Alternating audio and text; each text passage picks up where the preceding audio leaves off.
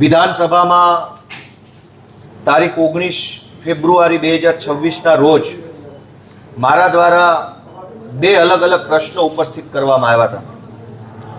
અમારા વિસાવદર મત વિસ્તારમાં સુખપુર ગામ આવેલું છે અને આ સુખપુર ગામમાં અને જૂનાગઢની બાજુમાં આવેલા ઝાંઝરડા ગામમાં TP9 અને TP7 સરકાર દ્વારા ટાઉન પ્લાનિંગ જાહેર કરવામાં આવ્યું છે, જેમાંથી TP9 સુખપુર એ મારા મત વિસ્તારનું ગામ છે. પણ આજે મેં વિધાનસભામાં પ્રશ્ન પૂછ્યો કે આ TP9 અને TP7માં સરકારે TP જાહેર કરીને ખેડૂતોની 40% જમીન મફતના ભાવમાં લઈ લીધી છે. મફતના ભાવમાં એ જમીન સરકાર ખાતે ચડાવી દીધી છે.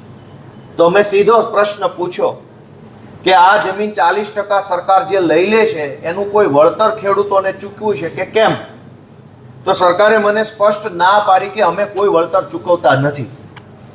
અહીંયા બે પ્રશ્ન ઉપસ્થિત થયા જે મેં ઊભા થઈને રજૂ કર્યા કે ત્યાં જૂનાગઢની અંદર જૂનાગઢ અર્બન ડેવલપમેન્ટ ઓથોરિટીના જે મુખ્ય કારોબારી અધિકારી હોય એણે અમને એવું લખીને આપ્યું કે TP9માં 69 કરોડ રૂપિયાનું ખેડૂતોને વળતર ચૂકવવા માંગીએ છીએ અથવા ચૂક્યું અથવા ચૂકવશું, જે કંઈ એણે કીધું હોય તે.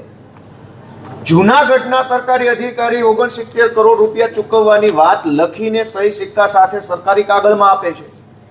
વિધાનસભામાં સરકારે કીધું કે અમે કંઈ ચૂકવતા નથી.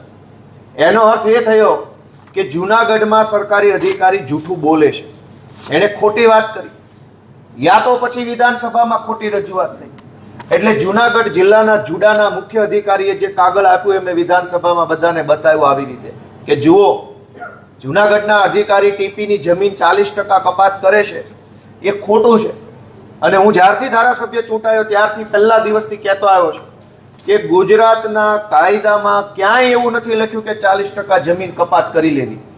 છતાંય જબરજસ્તીથી, દાદાગીરીથી, ખોટા કાયદાનું ખોટું અર્થઘટન કરીને મનસ્વી રીતે સરકાર આખા ગુજરાતમાં ખેડૂતોની 40% જમીન છે એ મફતના ભાવે પચાવી પાડે છે.